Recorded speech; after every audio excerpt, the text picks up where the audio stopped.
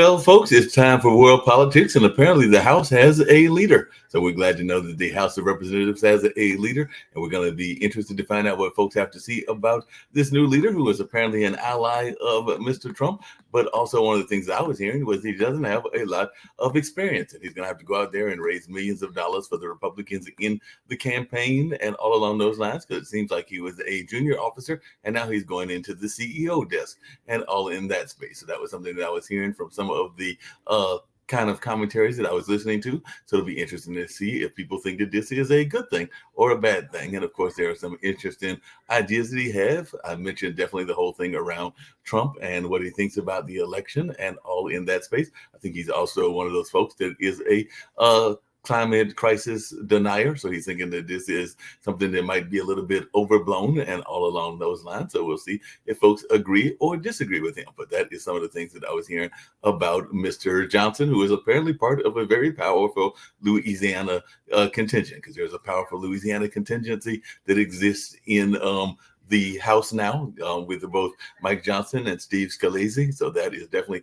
a powerful combination of Louisiana folks. And I know that earlier that one of our founders, Kim Calhoun, who's got some roots, not necessarily to Louisiana, but definitely to Texas, was thinking about that. And sometimes when I think about Louisiana, I think about some of the corruption that used to be a regular part of their political landscape. They definitely had some corruption on a regular part of their political landscape, as did Chicago. And there are a number of other places that have had some reputation in that lane. And I know sometimes when I think about my own state, North Carolina, there might have been some of that going on. And of course, we are a swing state, and there are a number of other swing states as well. So that is something that I was seeing is the nature of the swing states, and they might even determine the election and who wins the election and all in that space. I mean, we are the state, North Carolina is, that gave you both Terry Sanford, a very liberal governor, and Jesse Helms, a very liberal well, Terry Sanford was governor, and also he served in the Senate as well. And definitely Jesse Helms was in the Senate. So we definitely gave you a kind of a mixture of people and all along those lines.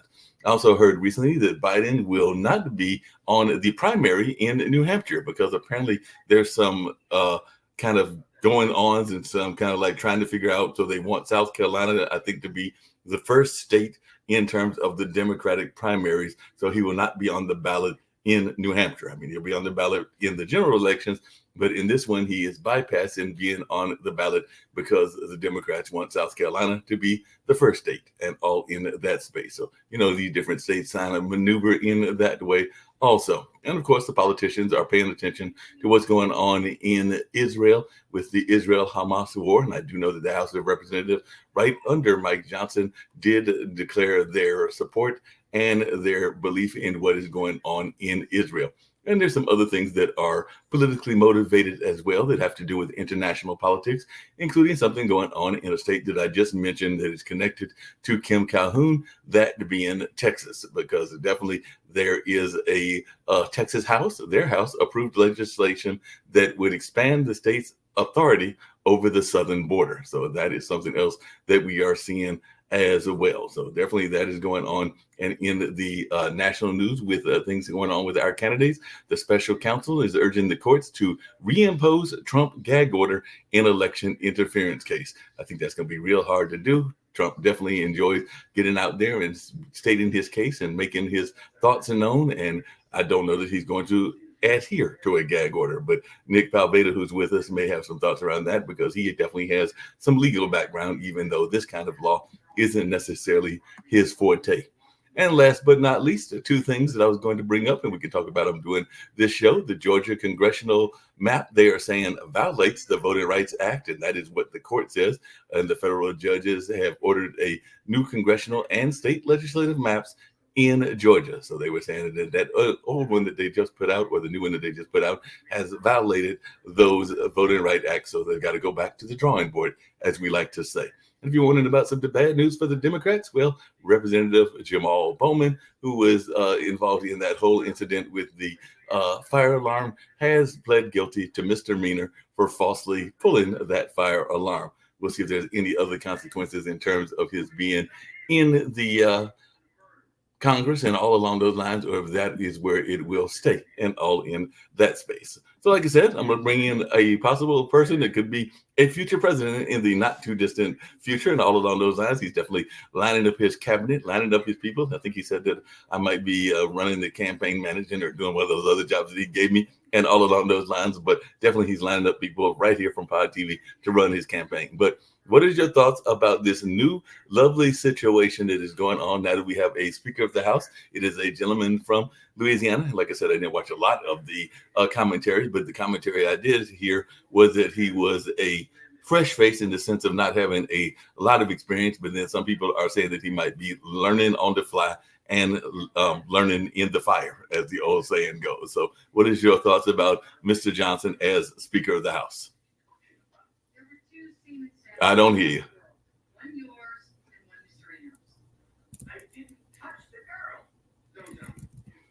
Hold on. I'm going to bring in other folks. Can't hear you, Adam. You're supposed to be up to date on this stuff. And you're a young guy. You know about technology. You know? So he's going to try to get his... Still do not hear you. We're going to try to... Can't hear you. Unmute your... look on your computer. Adam, look on your computer and see if you've got that muted. It's called a computer. Yeah, either that or he might have to go out and in, and we'll hear the future president's thoughts and all along those lines. And that might be some of the things that Mr. Johnson might be running to as well, because like I said, he's going to be learning it on the fly. Because one of the first things I heard, and I didn't watch a lot of the commentary, but one of the first things I heard was people were like, hey, he doesn't have a lot of experience in raising money or in doing a lot of other things as well. So he might be learning on the fly and all along. How hard of a job can this be? Come on, Mark. I mean, the Speaker of the House, he's been there like for 4 terms. He should be able to figure it out. You know, you appoint people in certain positions, you get up and you slam the gavel. Come on.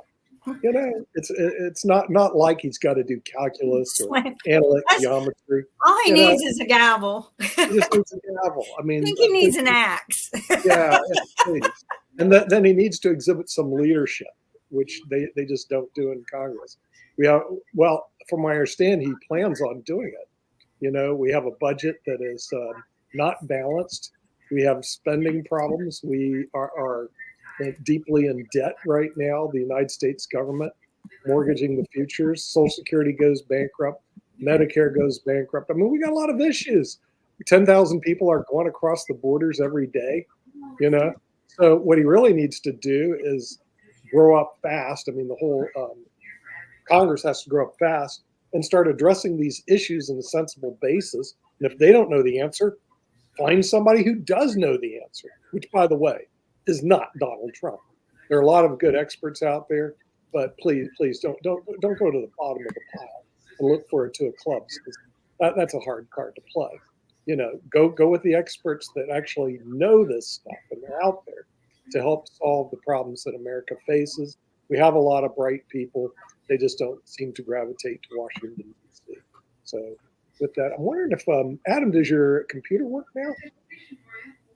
We still don't hear Adam, so we're trying to figure out what's going on with Adam's computer and all along those lines. So Adam is trying to figure that out, and in that space, hey, one of the things I did see is that definitely he came out very strongly for Israel, this new Speaker of the House. So, but he is a fan, and I know you're not necessarily a fan of Mr. Trump. So it took them a number of weeks to finally figure out who their leader was going to be. But there is now a leader of the Republican Party. And by the way, one of the candidates, another candidate, I believe it was Perry Johnson, has dropped out, and he has pledged his support to Mr. Trump. So it does look like Mr. Trump is the front runner, and I know that Nick has predicted that he might even win in this next election and all in that space, but we've had somebody else drop out. So what is your thoughts about this whole situation with the House of Representatives from a viewpoint from Canada, and definitely having some other connections as well? So what's your thoughts?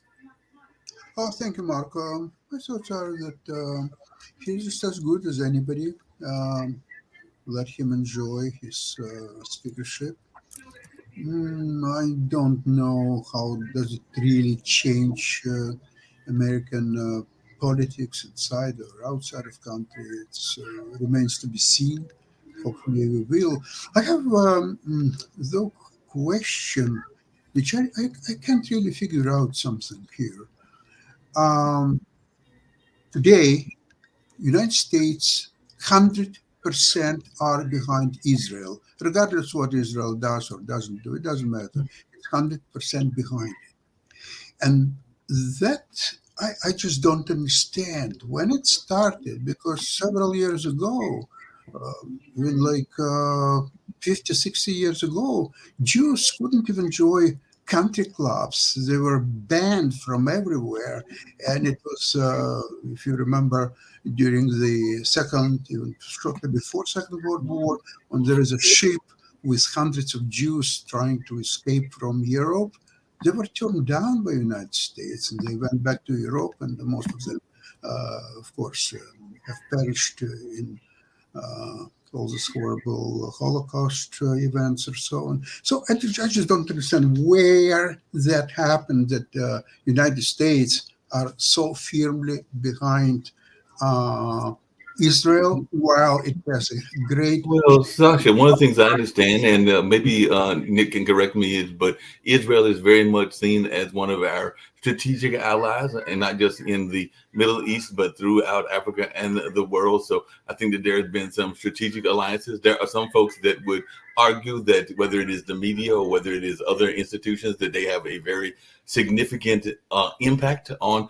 our society. I've talked on this show before about lobbies, and definitely the NRA is a strong lobby. The pharmaceutical industry is a strong lobby. There were some that would argue that particularly the Israel community is a strong lobby as well. There are some that might say that it is more conservative, and the conservative side of the Israel community, because there's that whole conversation, and we can argue about it, whether it is an actual term or not, around nationalism and Zionism and all along those lines. But there are many people in the U.S. that feel that the Jewish population has strong influences on a number of elements of society. And like I said, if anybody else wants to counter that or bring up their thoughts around that, I've heard that argument for years. You know, Mark, I think you have to look at the facts of the case. I mean, if you look what happened, the people were actually partying. You know, they're going to this rock band. They're living their normal lives. They're working in kibbutz. You know, and then all of a sudden, out of the blue, a bunch of people jump across the border with guns, and they just annihilate you. 14, thousands of people. You know, yeah, I hear you now, Adam. We hear you loud and clear now, Adam. Doesn't like stuff like that. Yeah, but we can hear you now. Adam, we want to jump in on this discussion, but one of the things that I think everybody here throughout World Politics, World Edition, every other show we've had, has pretty much agreed that Hamas is a terrorist organization. But the point I was bringing to Sasha's question, because Sasha asked it, is the influence and the amount of people that are behind Israel, and I do not doubt that there are a lot of people behind Israel. Ironically, and I don't know if Sasha has any thoughts around this, there are people that are in other parts of the world, like the EU. I think there are a number of EU countries that are actually asking for Israel to pull the brakes and to not rush into the war as quickly as they are going into it and everything, because I definitely heard that, and I didn't get a chance to talk about that earlier today, that there are several EU leaders, the European Union, that are saying, we understand where you are. We definitely agree that Hamas did a terrorist act, but we don't want you to necessarily rush into there. And part of the rushing in is they are concerned about it becoming, one, an Afghanistan situation, and two, we don't know, and they don't know, because they even said that they don't know how deeply mined those tunnels are. So there are some concern, even in my understanding, from the Israeli population about what they may be running into, because we know what happened when we got into a guerrilla warfare several years ago back in Vietnam. Once that war lasted for a lot of times, longer than we expected, and there was a lot of casualties, and they were able to fight on their terms, and we don't know what their terms are in the sense of those tunnels that they built and the way that they mined those tunnels and everything. Am I wrong, Adam, in thinking that? Because that's one of the concerns that I've heard from people, is that they've been there for a while, meaning that Hamas, the terrorist organization, and they've got these tunnels, and we don't know what's in those tunnels, and neither do the Israelis. Mark, thank you. I didn't ask you about tunnels. I asked completely different questions to which you did not answer. But maybe Adam can. That's okay. I'll answer the question that Mark asked me initially, and then Sasha, you can have the floor. First, I want to go back to what you initially asked me about the new Speaker of the House. The Republicans have created a mess in the House of Representatives when they removed Kevin McCarthy. That was a mistake. And I think what they did was they finally had to vote on somebody. So they voted on somebody who is an ally of Trump, but really is probably going to aggressively move to get things done to bring some credibility back to the Republican Party. But I do think that at the end of the day, given Biden's record of inflation, not securing the border, high unemployment rates, instability abroad, that he is going to lose the election to Trump in 2024. Now, as far as the Israeli and Hamas crisis goes, I laid out on previous shows what the solution is. It's 3 parts. Number 1, we have to eradicate Hamas, however messy it's going to be. They need to be wiped off the face of the earth for the barbarism that they showed when they killed families, burned babies alive, raped women. They should be annihilated, and they should no longer exist. But the Palestinian this is Hamas, not the Palestinians. I'm referring to Hamas, but that's my second one. My second point is that Hamas is not the Palestinians. I do support a Palestinian state, provided that Hamas is wiped off the map. I also support recognition of Israel's right to exist and a robust Israeli state. They have to live together, and they should live together with equal dignity and equal protection of the law. But first order of business, Hamas has to go. And before you get, I think everybody agrees with that Hamas needs to go. And if I misunderstood your question, Sasha, and if you want to restate it, because I thought I was answering your question because you were talking about the amount of support that Israel was getting. So I thought that I was answering your question, but maybe I misunderstood it and misconstrued what you were asking. But if you want to rephrase it, and if Adam wants to tackle that, I would gladly let him tackle it since I thought that I was answering what you asked. But if you want to rephrase the question, please do. Yes, here is my question. Right now, U.S., and not only now, but in the last several years, well before the October 7th just happened, U.S. was 100% behind Israel in anything, whatever Israel would do, whether it's right or wrong or something, for the last, I would say, 50 years at least, but say 50 years. However, from history, we know that there is a huge history of anti-Semitism in United States. I'll start with the shortly before Second World War. There was a ship from Europe full of Jews trying to escape Holocaust, and they were turned down. U.S. wouldn't accept even one person. The ship went back to Europe, and all those people perished in the Holocaust. There were times when 50, 60 years ago, Jews would not be accepted even in the country clubs and any designated position of like CEO or president of the company or so on. They were barred 100%. They were like a second sort people. There were signs, no Jews or dogs allowed. So how from that, America, United States, became such a vocal and unconditional supporter of Israel? What's happened?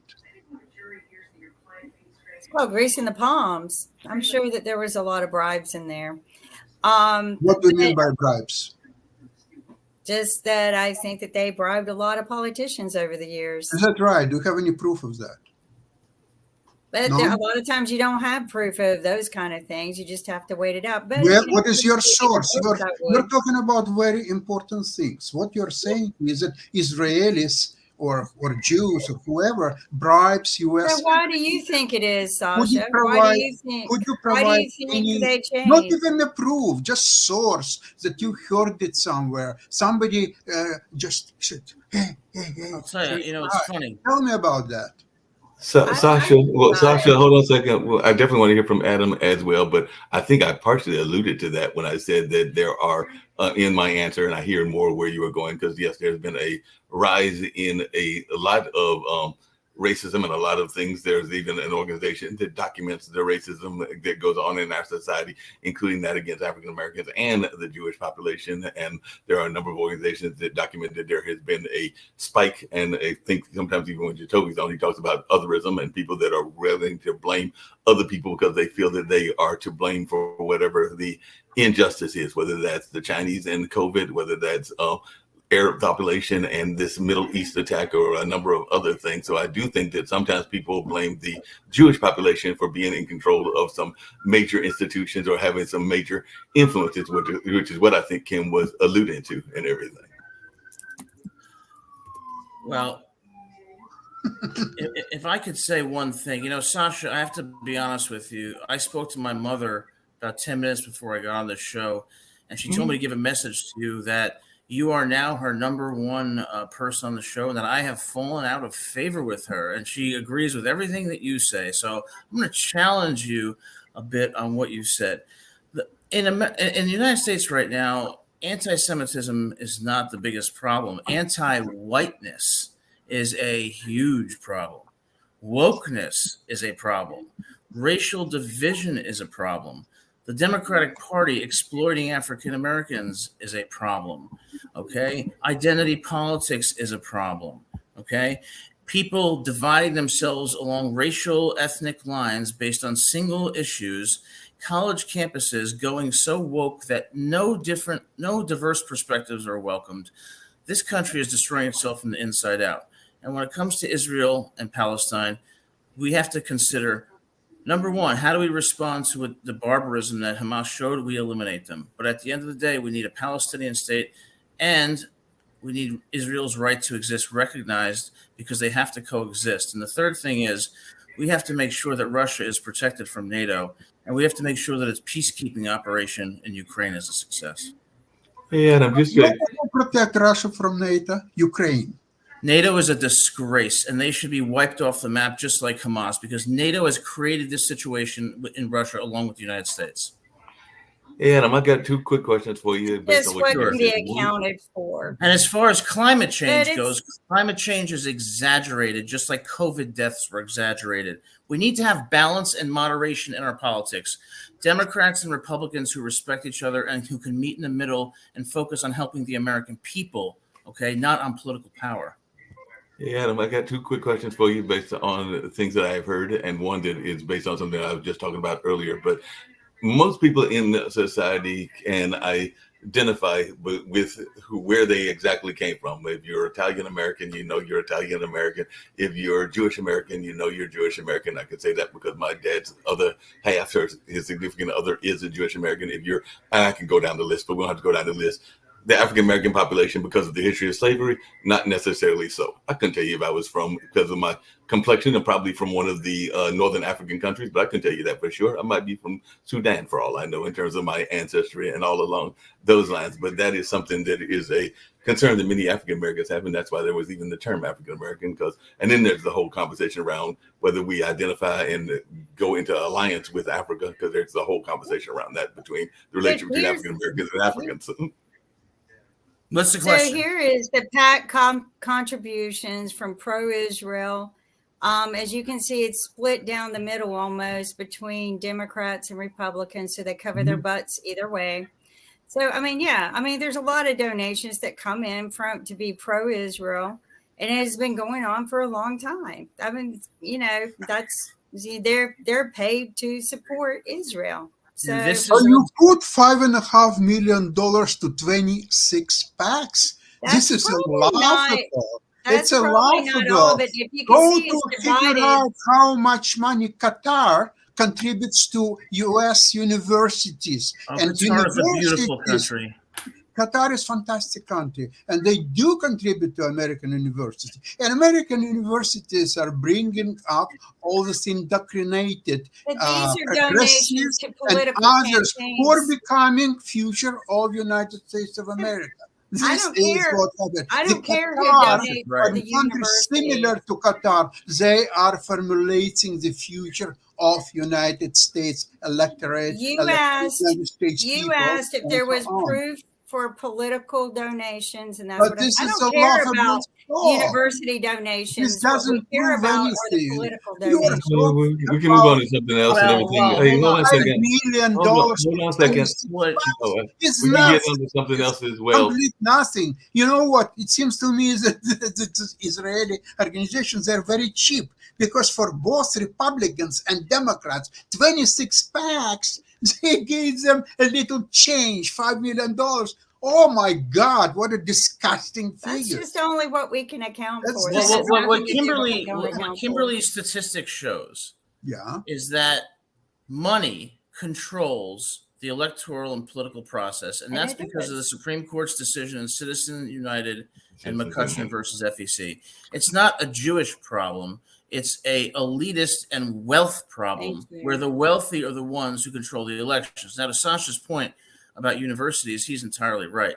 A conservative white male cannot have a voice today at Harvard or Yale, okay? Because people are so focused. Hold on a second, Adam. Well- the young Republicans are very much popular on many campuses. I know that for a fact. I don't agree with that, because I see the demographics at universities. They are overwhelmingly liberal, and they do not welcome alternative views, whether they're conservative or moderate, and they discriminate against conservatives in the hiring process. And this goes to a broader problem, which is the common values that used to unite people of different races and economic classes have eroded. And that's why diversity is no longer a good thing in the United States, because we no longer share a set of common values based on our Constitution, based on liberty, based on respect for differing viewpoints. Instead, you have a progressive agenda that shuts out ideas, that's intolerant in the name of tolerance, that's exclusionary in the name of inclusion, and that's inequitable in the name of equity. It's a shame. It's corrupting our youth. And you see it on campuses all over the country, where these people are tearing down signs of people who have been killed in Israel and celebrating Hamas for what has been the most disgusting attack I've seen in my lifetime. Adam, No, may I add definitely. something to it? I just read and heard of the Hoover lecture from Goodfellas. And there was a case just happened in a few days ago in Stanford University. Yes. The professor asked, are there any Jewish kids in class? There were a handful. Raise your hands. They raise their hands. Now take all your belongings, everything, leave where it is, and just come to me. Well, they came. Now go to the corner and stay there. So they were staying there for several minutes or so. And he says, okay, now you understand how Palestinians feel about Israelis. Okay? How do you think your lecturer in university, how do you think what should happen to this professor, so-called professor? I think that professors who do not welcome diverse perspectives and who focus on ideology rather than facts should not be professors. And it's not just an anti-Semitism problem. Look at what's going on our campuses today. Campuses have safe spaces. They have cry closets for young people who struggle to cope with their emotions. They shout away speakers like a federal judge at Stanford or a constitutional law scholar at NYU because they don't like their views. You want to talk about fascism? Well, it's alive and well on our campuses. Yes, it includes anti-Semitism, but it also includes anti-whiteness, anti-conservatism, and anti-marketplace of ideas. And that's why our youth are going to be ignorant. They're not going to be valuable citizens or informed citizens. And that is the biggest threat to our democracy, not from outside, but from within. 100%. Thank Well, you, hold but on a you know, second, hold think on a about second, this. hold We're on a not second. allowed to do pro anything. We can't do pro white or pro black, but we can do anti anything. That our country is a little backwards. Anti-racism and pro-diversity, but diversity of ideas, not just race. I don't look at people as black, white, gay, straight, or transgender. I look at them as complex people who I judge based on what they do, not on who they are. Well, And and we what they need to need. share common values where we respect everybody's personal autonomy and liberty on an equal basis. Well, you know, I Hold on a didn't second. see that at Northeastern University at all. But of course, I was teaching graduate tax. I hate to say it, Adam, we actually had to learn something in our school. And we actually Good for you. That's a good thing. teach something that's useful in our school. So all these issues that you described were never brought up. In other words, they frankly did not exist. I didn't have any graduate tax students say, "Oh, I'm part of a woke tax agenda." Okay, that's not a conversation. Go to Northeastern Law School right now, and you will see wokeness manifest in all of its ugly tentacles. Well, I mean, the thing is, Hold on a second, Adam. Just really quickly, are you going to? and not grind yourself into oblivion when there's a lot of problems that need to be solved. And that's one reason I think that people need to take a decision science class, because there is a science behind decision making. And you can see that obviously our higher education is failing that. And lower education, like our education system that we're looking at K through 12, we're not even in the top 25. So we've been falling. You want to know why, Nick? Because I'll tell you why. Because we are coddling the American mind with safe spaces, microaggressions, people feeling unsafe. We're not teaching them how to live in the real world. We're not teaching them how to tolerate all alternative ideas. Diversity, equity, and inclusion is a code word for homogenous thought, exclusivity, and discrimination. Well, Adam, I don't know about. I know that both Marquette and Duke, which I'm around the corner from, and everything. There are usually diverse views. I've seen some very conservative professors. I've seen some very liberal professors, and yes, they do sometimes bring their biases into their education lanes. And I don't know that that is always the fairest thing to do. But I've seen it from both sides. I've seen it from both conservatives and both liberals. sides are wrong.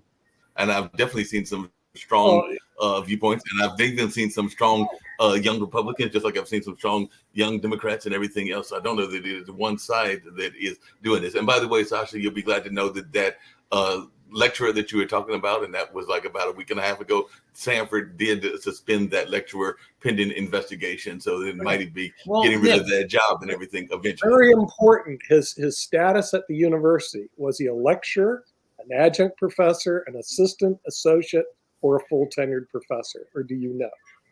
I don't know. I'd have to look that up and find out. Because unfortunately, as you know, Adam, your stupid college system is very elitist and very they're basically elitist. I mean, it's disgusting. It's worse than chess players, Sasha. You have to be you have like a totem pole that you go up and down from like assistant professor to associate professor. Yeah, I mean, there's a whole. Yeah, that's Nick, let's talk about not just the professors. I mean, let's talk about the students. Our education system should be dumped. Yeah, and I'll tell you why. Because we're not only just coddling students, we're dumbing down standards. Oregon, a local school board in Oregon just voted to do away with assessments because they had a disproportionate impact on marginalized communities. The Loudoun County School District in Virginia, do I need to even go there? Dumbing down standards and coddling students is preparing them for failure. It's also preparing this country for failure, while also fomenting division on the basis of race and an identity politics that's destroying us from within. That's the threat, not Russia, not China. The threat to democracy is right at our doorstep. I agree with you, Adam. We have dumbed down our standards way too far. We've I've worked for the testing company, so I definitely agree with you on that, because there have been.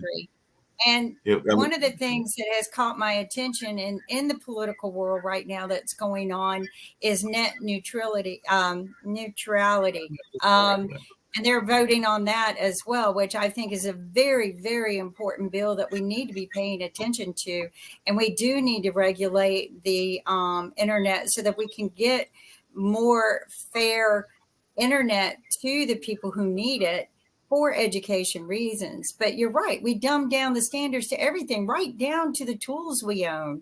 And we allow it to happen. We allow the resources to be dumbing down. And when I'm president of the United States, I am going to be a president in the tradition of John F. Kennedy, where you ask not what your country can do for you, but what you can do for your country.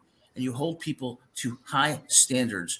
You teach people to be strong and tough, and you teach them how to cope with their emotions and to hold themselves to standards that are going to make us successful domestically and strong internationally. Hey, Adam, since you're running for president and everything, I was going to ask about two parts of the world that are politically oriented. I mentioned them on world politics earlier, but since you're running for president, what are you going to do when there is another major Asian country that is impacting politics? I mentioned what on the World Edition, what India did in the sense of dealing with a certain terrorist organization there in, or terrorists there in, or certain friend, a different group, a different part of their religious group in Canada. I believe it was the one of the religious groups that they were involved in that space, and now they are having a case with Qatar. Y'all talked about Qatar earlier, and apparently Qatar has put some Indians to death, and now India has to figure out how they're going to make sure that that doesn't happen and everything. So India is flexing some muscle in the world. So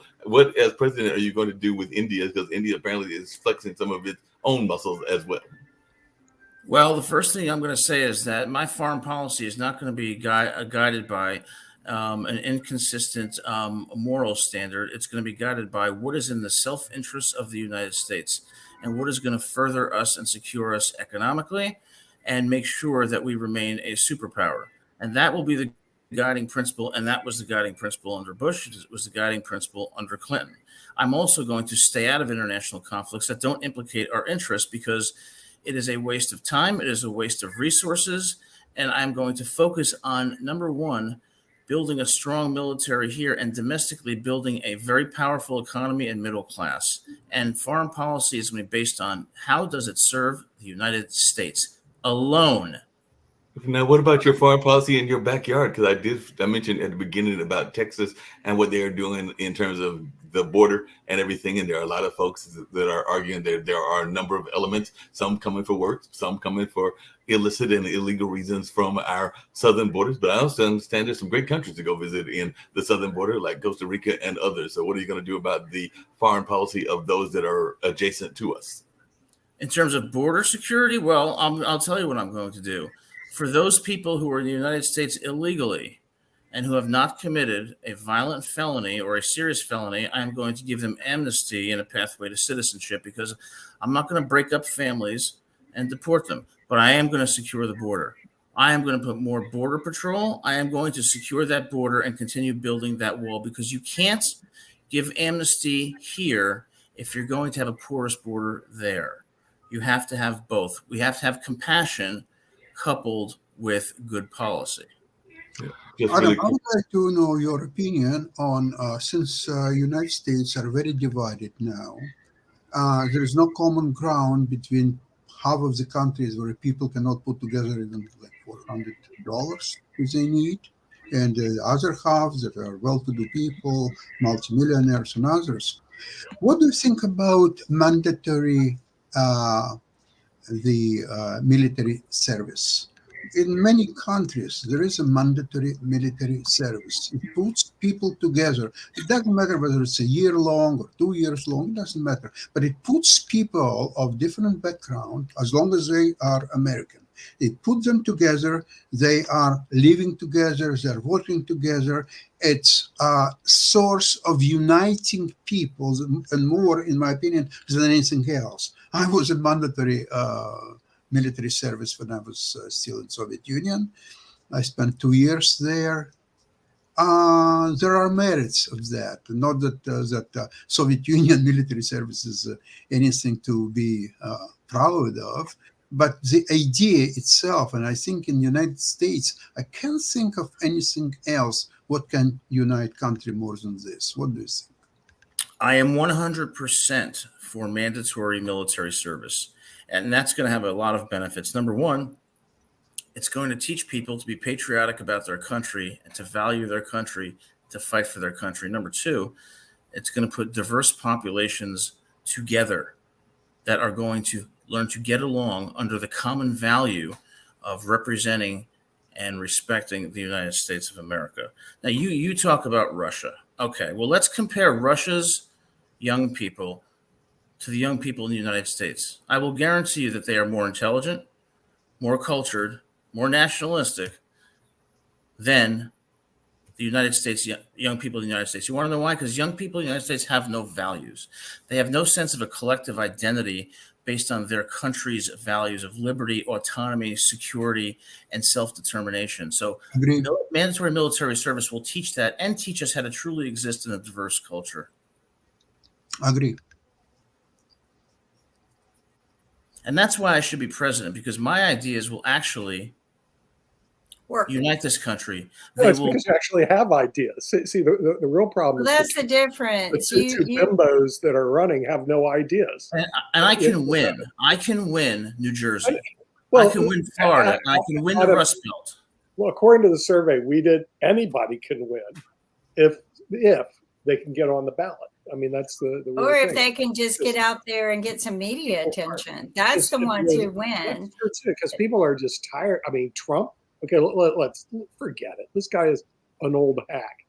Biden, he's just old. I mean, so Yeah, how come I'm not on the debate stage with the Republicans? Why am I not there? Why are some of these clowns on the debate stage who aren't saying anything that has any chance of ever helping people? The purpose of a public servant, and especially a president, is to do something that impacts the lives of the people. But see these ideas are things that should be brought up. One thing, this mandatory military service. Okay, one thing it may stop is this huge amount of student loans that are out there.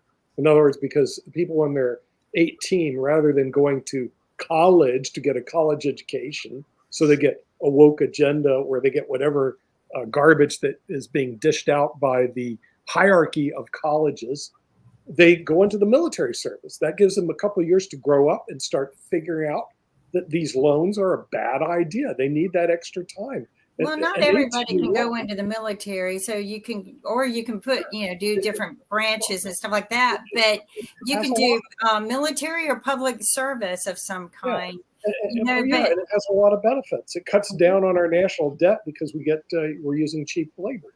So yeah. I mean, the thing is, if you're looking at it from an overall standpoint, it has a lot of benefits, very little detriments. We also can improve our defenses because the Star Wars concept is this Patriot missile system, defense system actually works. We need to install something like that in the United States against these stupid Russians that have atomic weapons. And I heard, Sasha, maybe on your show tomorrow, that Putin did have a heart attack and he's in serious condition.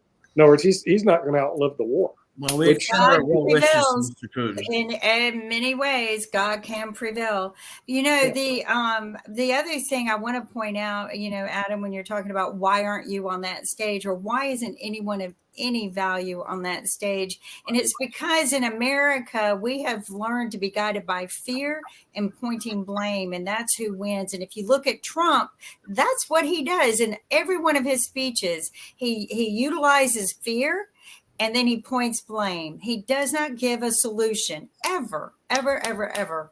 And I think we need somebody who gives solutions. I truly believe you should run on the ticket of no labels. You should go to with David. Go to David Walker and promote yourself. Well, I'll go to David Walker. See Mary Monday. Get on the no labels ticket because they're probably going to bring somebody on because it looks like it's going to be a dump. And a Trump who's horrible and Biden. I want to have an opportunity. I want to have an opportunity to have a conversation with the American people. I want to have the opportunity to go to all 50 states and to share my ideas. You guys often express surprise when I talk about Russia. I'm going to tell you why I talk about Russia. Because when you look at the young people in Russia, there are certain distinct characteristics that our young people lack. Number one, young people love Russia. Number two, they're smart and very mature. Number three, they're very cosmopolitan. They're knowledgeable, okay? And they have strong constitutions and characters. Here, we have a woke agenda that is dumbing down our students, coddling our students, and fomenting division on the basis of race, and is the exact antithesis of the kind of collective unity that we need for security here. Adam, very quick question to you. Do you think the same attributes that you apply to Russians, does the same applies to Ukrainians? I am not prepared to answer that because I do not know. I assume the answer is probably yes. Yeah. Okay. It makes sense. Yeah, the thing is, what you're bringing back to the point is, Adam, is that, and I think that also deals with mandatory military services, that they have a sense of country, and we don't have a sense of country in the United States of America, which is really horrible. One time when I discovered I was American, it was the first time when I went overseas to go to school. I went to Oxford University, and then I went to France. By the way, Oxford, since they speak English, you still don't get it. When you go to France, you start getting you are an American. They don't speak your language. They don't like you. They leave you homeless in the streets of Paris, which I was. And they just, it's like this. They just don't. Because they think Americans are fat, dumb, and stupid. Yeah, they do. They think they're fat, dumb, and stupid.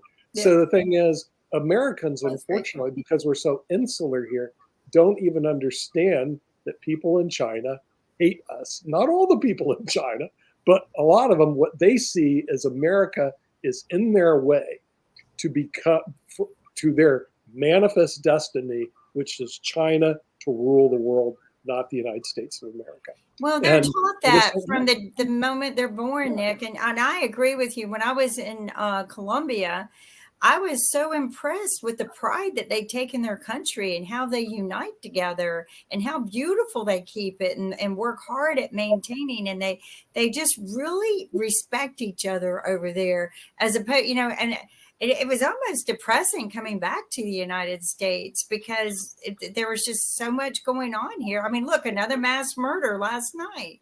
And we don't learn. I mean, the thing is, We don't. the European Union is today, because of the lack of wars, is a much nicer place to live than the United States. Frankly, Canada is a much nicer place to live than the United States. And we're denigrating ourselves into a third world nation, and piling on this national debt will not help us, because that's every businessman knows that's your dry powder is cash in the bank. Well, we not only do not have cash in the bank, we have a huge debt sitting out there dragging us down, and Congress is ignoring it. So David Walker is one of the few people who say, guys, you've got to wake up. You cannot put your government in such a horrible position. And we're going to see in the next month or two, don't be surprised if you see a government shut down. Don't be surprised if you see the markets all turn around and go south. We're on a brink. When I am the president of the United States, the first two things I'm going to do, we are going to cut spending and we're going to raise taxes on the wealthy. Yeah. Well, the thing is, the wealthy, I can tell you this, they don't want to pay taxes. But if you told them we're going to allocate these taxes to pay down the national debt, they would actually be interested in that. We're going to cut spending. We have to cut spending. They are very concerned. Remember, and we're going to be going over this in Economics Monday. Remember the stats. 10% of our population own 70% of all the assets in the United States. 10%. The bottom 50% own 2.5. The bottom 70% can't get a hold of $1,000. So if you look at the vast majority, and these people vote, but obviously they don't vote their economic interests, and they don't even know what economic interest is. 70% of our society can't get a hold of $1,000, yet the top 10% have 70% of all the assets, literally trillions of dollars. So we have a very skewed economic system in the United States. Well, they got it in the PPP loans that Trump gave to everyone. They got all the extra billions from the PPP loans, and that's why we are in debt. Nobody ever looks at that, but that was billions of dollars never coming back. But unless we cut spending, we're finished. And we have to reform entitlements. We have to reform Social Security. But you also have Adam, hold on a second. Speaking of the middle class, speaking of that, we actually the middle class supports the rich and the poor. We're in the middle. The middle class is evaporating. But when you put the brakes on the middle class, like you have been doing, and you're clenching down on the middle class so that they can't spend money, and so that they can't get a loan, then you have put the brakes on this country. And the rich are not going to have anyone to bleed out, because that's who they bleed out, is the middle class. Well, you're right about that. We really don't even have a middle class anymore, because it's so difficult to even afford a home or to. Well, that's what I'm saying. You have rich and poverty now. You've stretched the middle class. You have to raise taxes on the rich, cut them on the middle class, and cut spending. If you don't cut spending, you're not going to solve any problems. Well, and David says this all the time, and I think you and David need to get together and work this out, because I was listening to the radio today and to more of a Republican station than, more of a far right. But interesting to me is they were even saying that the majority of the people are starting to lean liberal, into a no label program, that they don't want either one, that they want somebody that's neither party. Almost 40% are leaning that way. So that's a high level. Maybe I'll be the first president of the United States who's not a Republican or a Democrat. And I think the people would be better off for it. I think that people would be way better off, and a much younger president. One of the things Sasha will be my foreign policy advisor. well, And we of need course, that. He's very, very intelligent. And historically, he knows he knows history better than anyone. So Adam, I think you have to study what's happened with the campaign of Ross Perot. He was a very successful businessman. He was a billionaire. He's got actually 22% from nowhere. So I think his example it's brilliant. It's a fantastic achievement. It didn't help him to become a president, but he showed what a intelligent campaign with a little bit of money, of course. He had donations of all kinds.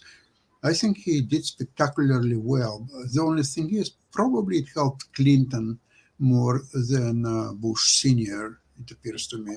But Adam, there is one thing when you were talking earlier about Trump. The problem of Trump is that he's being distracted by lawsuits, by campaign, by all kinds of things. Now that all of his co-defendants are pleading deals, guilty, and all kind of deals with prosecutors or so on. Actually, Trump is already losing his opportunity to make a deal simply because nobody needs Trump's deal anymore. When they get all his close people to deal with them, and they will supply material against him. Maybe if rather sooner than later, Trump will serve a little bit of a jail term. He will clear up his mind. He will not be distracted by anything. He will have 3 meals a day, and he will really think how to rule the country, what messages to bring. And after that, he could become a brilliant president. I think running it from jail, right? Yeah. It might be safer in jail than he is in out on the streets nowadays. There was a book that you can't even go to a bowling alley anymore without getting shot. So at least not in the United States. Very tragic. There was a book called very Best and the Brightest. I don't have it back here, but I don't know if you read it. It was David Halberstam. The Best and the Brightest was a book about John F. Kennedy and his mission to become president. But his thought was to not be the person who's the dictator of the U.S., but to find the best and the brightest people and put them in positions so that they would advise him on certain issues. Now, the sad part, when Trump got elected, and I started seeing he was bringing in people that I thought were going to be the best and the brightest, but then he completely fired them, and he turned the whole place into a circus. And I was going like, if you first of all, you have to find the best and the brightest, and Halberstam is really good. Then you have to bring them in, because the United States does have a very deep and good talent pool. The problem is they don't get involved in politics, and part of the reason they don't do it is we have a systemic political problem. It's probably as bad as your education system. The other problem is money. I mean, most of the people who get to where they're going is money. Also, it's a club, and you're not invited. I mean, think I'll go to Israel and get some money for Adam. Well, look, considering the fact they write those checks for $5 million. $5 million. There you go. Well, yeah, but it's been divided between Democrats and Republicans. Right down the middle. There is no money for a third party candidate, unfortunately. I think I'll change that. I'll change it. One thing we need to recognize is that when it comes to a good leader and a president of the United States, that person has to have the intangible qualities, the qualities you can't teach, that inspire people, that make people proud of their country, that kind of Elvis Presley type quality, where that you feel that the person is connected to you, you believe in them, they inspire you, they inspire hope. Okay, without that, it doesn't matter as much what you do. It does matter who you are. And I think I can do that because I think I have a diverse background, and I think I have the kind of humility that would actually benefit people at a time when division is overtaking us and unity is nowhere to be found. John F. Kennedy had that quality, and John F. Kennedy would have been one of the best presidents ever had he lived. Adam, I you agree. see the problem, what I studied from the history of the world and which nation and leaders became the most successful ones. There are two quality required to be present in large quantities. And I've said it many times. It's a passion and it's a curiosity. Of course, with the leadership as today, with 150 years old Biden, there is no passion, there is no curiosity. He's a decent man from what I can say, but without passion, without curiosity, you cannot lead. You cannot become anything. So if you go in the history of the world and you can see which countries becoming rulers of the world at different times, the leaders of these countries have both passion and curiosity. Today, United States lacks both. Okay, so he sent two carrier groups to Israel, and then what? They're like sitting ducks. They're waiting for Iran or Russia or somebody else just start hitting them, and there is nothing they can do about that. So what kind of action is that? Maybe it's a psychological warfare, perhaps, but they're already there for 2 weeks. There will be third week and fourth week. And then what? Okay, first week was useful. Okay, it's very impressive. Okay, second week, they're still there. The third week, nobody talks about it anymore. It doesn't make any sense what's happening. So there's no declared foreign policy. Okay, remember Ronald Reagan. He said that Soviet Union is evil empire. He just pronounced it. And then he started taking actions. And guess what? A few years later, there was no longer Soviet Union. Period. Done. So today, United States does not declare anything anywhere. It's kind of, oh, Ukraine, maybe we will help, maybe we will not. Okay, we'll help, but not everything what they need. We'll just give it piecemeal. 1 month we'll do this, and maybe 3 months that, but not that much. No, we'll stop right here. Okay. Oh, next year we'll do a little bit of this or that, or so on. So this is all about even Israel. They don't take a stand.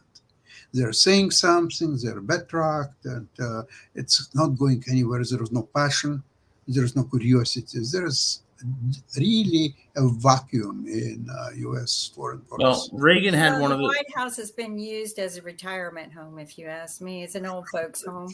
We need to change that a little bit and spice it up and get some young people in there because Adam, are you old enough look to at run? everybody there. They're all going 1 foot in the grave. What'd you say, Nick? Are you old enough to run for this office? I mean, you have to be a certain I know age. I don't look 47, and that's a good thing, but I am 47. And I'm going to bring two things to the White House that Reagan did. Number one, moral clarity, and number two, decisiveness. The American people need to know what we're doing and why we're doing it. And we're doing it because we have moral clarity and we have decisiveness. What you see with Joe Biden is neither. What you saw with George W. Bush was neither. People need to be led, but to be led, they need to be inspired, and they need to be united. Adam, in any case, please hurry up, because even in 4 or 5 years, you will become a president. Your friend Putin will not be alive. You will not be able to sign a peace. I'll work with Russia and I'll work with any foreign power, but only to serve American interests and to make sure that the world is actually safer and less divided. We do. And by the way, they know y'all are winding down, but they did say that he is very sick. They're very sick and all along those lines. So they did say that Mr. Putin had a attack, I think it was earlier today. And so he might not be around that much longer, as Sasha said. I send my well wishes to Mr. Putin. He's in our thoughts and prayers. And the other thing I was going to mention, we can get that on the next World Politics. I heard y'all talking about home ownership, and I was actually watching a film yesterday that was just about that, because they were talking about, it's called Silver Dollar Road, but it was some folks in rural North Carolina who basically had their land hijacked and all in that space. So definitely that is something that people talk about. One question about Putin. Is his backup, the person who would replace him, would they be worse than what he is? What do you mean? I would work? say stay tuned to the great show. So maybe we need to Ukraine, talk Russia, about that next and week. We'll know more. But in the meantime, we're out of time, so we better bid everybody goodbye, and we'll see you. And at Tuesday. 6 o'clock, Melba Moore will be on Coco McMillan show. So Melba Yeah, Moore she's will be on tuning in. Get ready for Ivan the Terrible or Stalin, if it will come to that. До свидания. До До свидания. свидания. That's it.